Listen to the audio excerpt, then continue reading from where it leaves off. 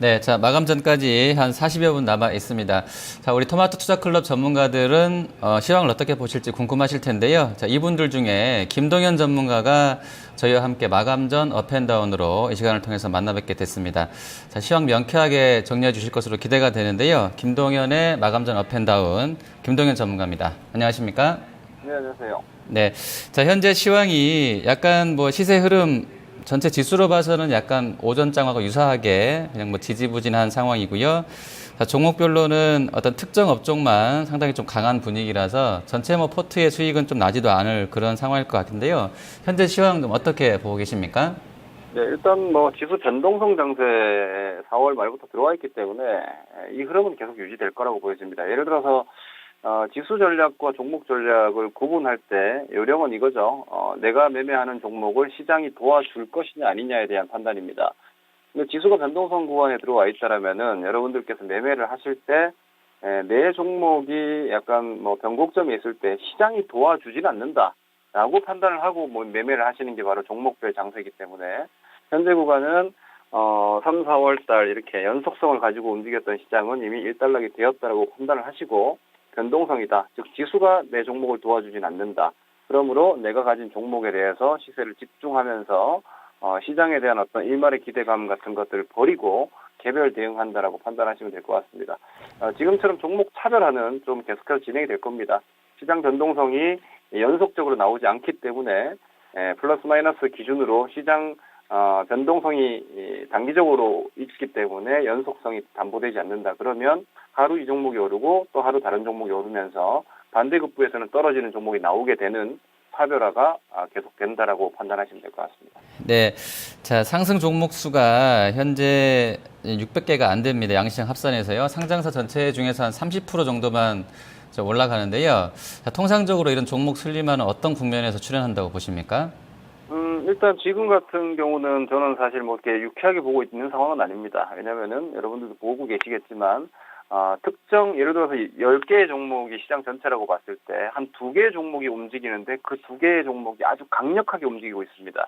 이럴 경우에는 대부분의 투자자들이 움직이지 않는 8종목에 배팅을 하기 마련인데, 오히려 지금의 시장은 그러한 움직임으로 소외주에 대해서는 좀 현혹하고 있다라고 저는 보여지고요.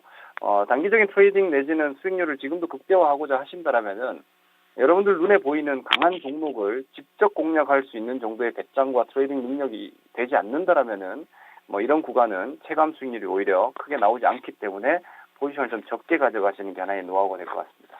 네. 자, 그러면 종목으로 들어가 보겠습니다. 자, 상승 쪽에서는 오늘 아모레 퍼시픽을 빼놓을 수가 없을 것 같아요. 만약에 서 회장이 2006년도에 분할하지만 않았으면 지금 현대차를 제치고 시총 2위에 올라와 있을 만한 종목입니다. 40조가 지금 넘어가 있는데요. 자, 먼저 아모레 퍼시픽 먼저 좀 살펴주시죠. 네, 일단 이렇게 고가 권역에서 오버슈팅이 걸리는 건 주식시장에서 뭐 다반사이긴 합니다. 하지만 이 부분을 이제는 슬슬 생각해야 되지 않나 싶습니다. 화장품 좋은 거 모두가 알고 있지만 아모레 퍼시픽이 지금 25조 원이 넘어갔고요. 아모레 G의 시가총액까지 합한다면 앞서 말씀하신 대로 40조 원대가 됩니다. 일단 액면적으로 아모레 퍼시픽 시가총액 4위까지 들어왔다. 제가 얼핏 기억하는 건 네이버도 여기까지 왔던 걸로 기억하고요. 삼성 SDS도 5위권 정도까지 왔다가 밀린 걸로 알고 있습니다. 시가총액 탑5는 사실 어떻게 보면 대한민국 대표주 그리고 영속가치 이런 부분들이 좀 보장될 때 가능하지 않나 싶기 때문에 자동차 업체들 그리고 삼성전자, 하이닉스, 한국전력의 매출을 아모레 퍼시픽의 매출과 한번 보시기 바랍니다. 성장성만 가지고 꿈만 꿀 게 아니라 실제로 찍혀있는 숫자 매출액이 시가총액 대비해서 턱없이 부족하죠. 그런데 미래의 현금 흐름을 주가가 충분히 반영하고 있기 때문에 여기서 더 큰 베팅을 하신다는 건 이젠 좀 부담스럽지 않나라고 보여지고요.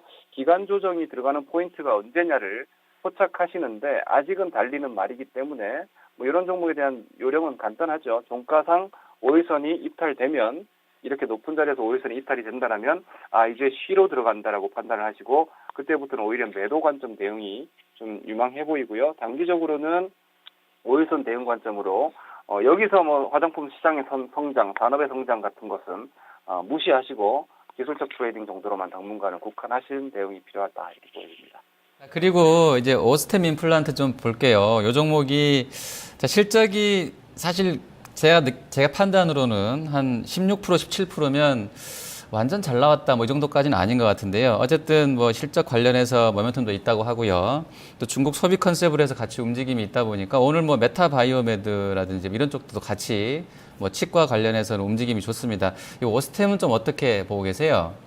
일단은 그 시장이 기대했던 수준의 숫자를 찍어줬다는 게 중요할 것 같습니다. 그리고 이 종목 같은 경우는 뭐 대표적으로 2012년 이후부터 매출 성장이나 이익 성장이 꾸준하게 유지돼 왔었는데 그 성장의 수치 자체가 일단 그동안도 아주 높지 않았고 그리고 성장 시장에 대한 전망치 자체도 대단히 높은 상황은 아니었기 때문에 뭐 현재로서는 시장의 눈높이를 맞춰줬다 정도? 그러니까 이런 정도의 눈높이를 유지해 준다라면은 뭐 오늘처럼 상한가로 계속해서 급등하진 않겠지만 기존의 어떤 우리가 꾸던 꿈이 뭐 헛꿈은 아니구나라는 데 대한 확인이죠. 그렇다면 이 정도의 종목들, 예를 들어서 시장이 전망하는 정도의 숫자를 찍어주는 종목은 이렇게 시장에서 응답해 줄 수 있다는 걸 좀 대표적으로 보여준 케이스인 것 같습니다.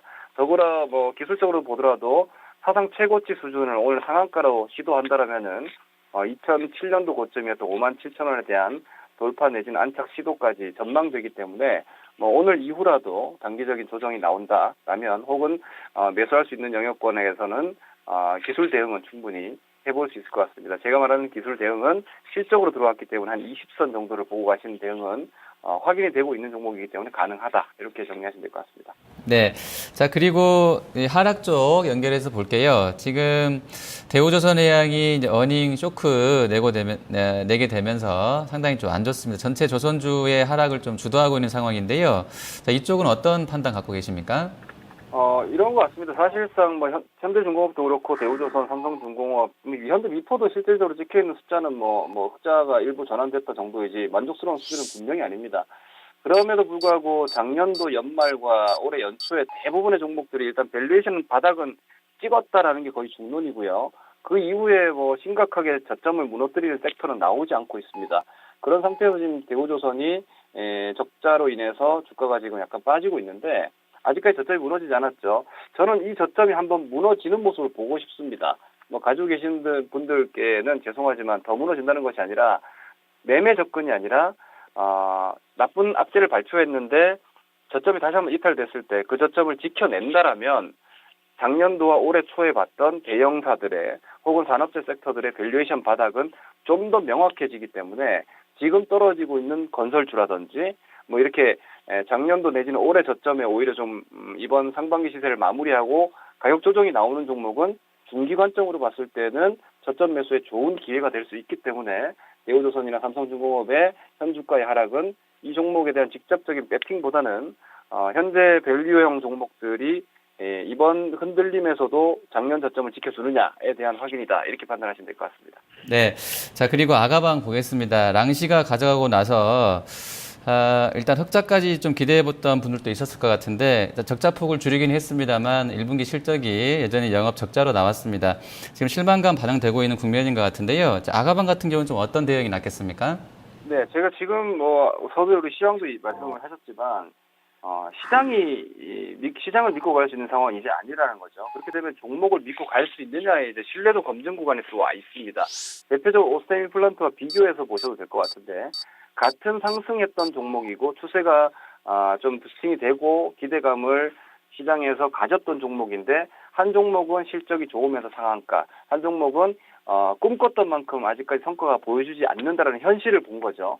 그랬을 때 주가는 달라질 수 있다는 겁니다. 그렇기 때문에 여러분들께서 지금 현재 시장에서 살아있는 종목이나 추세가 유효하고 시세가 나는 종목을 매매하시더라도 최소한의 막연한 믿음보다는 내 스스로 어떤 컨트롤할 수 있는 로스컷 라인을 뭐 짧게 5일선이라든지 이런 것들을 좀 가지고 가실 필요가 있다는 걸 대표적으로 좀 보여주는 사례라고 보이기 때문에 지금은 꿈꾸는 종목 10개 중에서 한 6, 7개는 그 꿈이 실현되지 않을 가능성도 분명히 높기 때문에 이 부분에 대해서 기술적 트레이딩을 할 것이냐 성장에 배팅을 할 것이냐에 대한 명확한 전략을 좀 미리 정하고 대응하실 필요가 있겠습니다.